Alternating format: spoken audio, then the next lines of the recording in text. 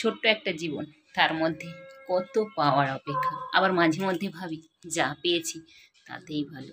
কিন্তু কি বলতো, মাঝে মধ্যে মনে হয় অনেক কিছু পাওয়ার বাকি আছে, অনেক আশা, অনেক আকাঙ্ক্ষা। কিন্তু আবার মাঝে মাঝে মনে হয় না, জীবনটা অদ্ভুত, এখানেই থেমে থাকা ভালো, আর এগিয়ে যাওয়ার মতো ইচ্ছেটা আর থাকে না। সত্যি। চলো বন্ধুরা, সকালবেলা কর্তা বাজার থেকে কি এনেছে দেখো। এই যে মাছ এনেছে, কি মাছ এনেছে তোমাদেরকে এখন দেখাবো। আর আমি যাবো এখন মাছটা কেটে ধুয়ে পরিষ্কার করে নেব, তারপরে যাব রান্না করতে। আজকে বাজার থেকে না দু রকমের মাছ এনেছি, রুই মাছও এনেছি, আর বাজারে বেশ টাটকা লাঠা মাছ উঠেছিল, সেই লাঠা মাছ এনেছি। সত্যি কথা বলতে কি, এই লাঠা মাছটা হয়তো তোমরা অনেকেই চেনো, অনেকেই চেনো না।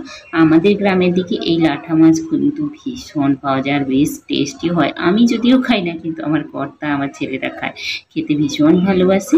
তো শাশুড়ি মা বলছে, মা তুমি হচ্ছে কি বলা যায়, রুই মাছটা ধুয়ে নিয়ে চলে যাও, আমি এই লাঠা মাছটাকে কেটে পরিষ্কার করে নিচ্ছি।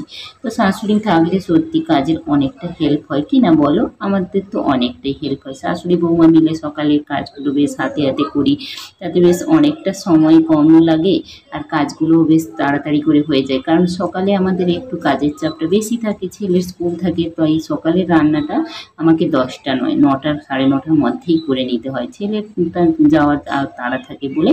তো সকালবেলাটা না আমার মানে খুব একটা সময় থাকে না আর কি। তো আমি স্নান করে চলে এসেছি, এসে দেখো সবজিটা কেটে নিচ্ছি।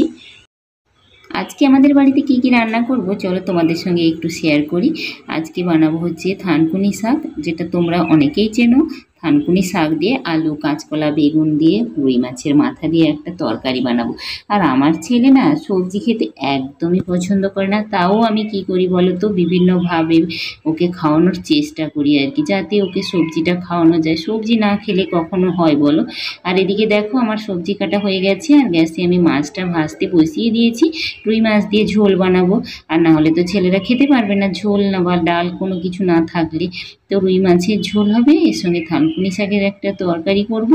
আর হ্যাঁ, এর সঙ্গে লাঠা মাছটা দিয়ে কিন্তু তেঁতুল দিয়ে টক করব আর কি, বেশ মাখো মাখো করে টকটা করতেই হবে, কারণ কর্তার এটা আবদার, কর্তার আবদার যে ওইটা দিয়ে টক বানাতে হবে। তো আর মোটামুটি পটল কয়েকটা কেটে নিয়েছি, পটল ভাজা করব। এই ছিল আজকে রান্না। তা রান্না বসিয়ে দিয়েছি, কড়াইতে যে মাছ ভেজেছিলাম ওই মাছ ভাজার তেলের মধ্যে ফোড়ন আর শুকনো লঙ্কা দিলাম, তারপর কেটে রাখা সবজি দিয়ে একটু লবণ দিয়ে একটু নাড়াচাড়া করে ঢাকা দিয়ে দেবো, যাতে সবজিটা একটু মজে যায়। তারপর একটু মানে মজে গেলে ঢাকা খুলে যে থানকুনি শাকটা কেটে রেখেছিলাম ওটাই দিয়ে দিচ্ছি। থানকুনি পাতার উপকার নিয়ে কাউকে আর নতুন করে কিছু বলার নেই। আর সবচেয়ে বড় কথা কি জানো তো, এই শাকটা আমার বাবার ঘর থেকে এসছে, আর শাকটাতে কোনো সার ওষুধ কিছুই দেওয়া হয়নি, একদম মানে খাঁটি যেটাকে বলা হয় সেটাই। তো এবার রান্নাটা আমি অল্প গুঁড়ো মশলা দিয়েছি, হলুদ, লঙ্কা আর একটুখানি জিরে দিয়েছি, তারপর অল্প জল দিয়ে ভেজে রাখা রুই মাছের মাথা দিয়ে ঢাকা দিয়ে দিলাম। আর এদিকে আমি মাছের ঝোলটাও করে নিচ্ছি। রুই মাছের নর্মালি যেরকম ঝোল বানাই আদা রসুন পেঁয়াজ দিয়ে, সেই রকমই ঝোল করে নিলাম, মাখো মাখো করে একটু ঝোল করব, খুব বেশি ঝোল রাখবো না। আর এদিকে আমার দেখো শাকের তরকারি মোটামুটি হয়েই গেছে। তো এই যে মাছের মাথাটা দিয়েছি না, এর স্বাদটা দ্বিগুণ কিন্তু বেড়ে যায় আর কি, ওই মাছের মাথা দেওয়ার জন্য। তো রান্নাটাকে আমরা চচ্চড়ি বলি, তোমরা কি বলো অবশ্যই কমেন্ট করে জানিও। আর এদিকে দেখো পটলগুলো কেটে নিয়েছিলাম, সেগুলোকে ভেজে নিচ্ছি। সচরাচর আমি পটলের কিন্তু না এইভাবে ছাল তুলি না, আমার এমনি আঁশ তুলে পটল ভাজে খেতে ভালো লাগে, বিশেষ করে এই নরম পটলটা। যখন পটলের বীজ হয়ে যায় আলাদা কথা, কিন্তু আমার শাশুড়ি মাকে আজকে পটলটা কেটেছিল, আমি সবজি বাকি কেটেছিলাম, শুধু পটলটা আমার শাশুড়ি মা কেটেছিল আর কি। তো মা কী করেছে না, পটলের সব ছাল তুলে দিয়েছে। আমি বললাম, মা তুমি এটা করলে কেন, আমার তো এরকম ভালো লাগে না। তো জানে না, করে দিয়েছে, আর কিছু করার নেই। আর এদিকে দেখো লাঠা মাছগুলোকে আমি কড়াইতে তেলের মধ্যে দিয়ে একটু ভেজে নেব, তারপর ওই কড়াইতে আমি তেঁতুল দিয়ে টকটা তুলে নেব।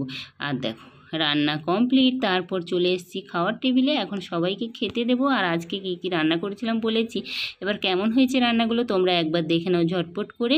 চলো ভিডিওটা অবধি ভালো লাগলে অবশ্যই একটা লাইক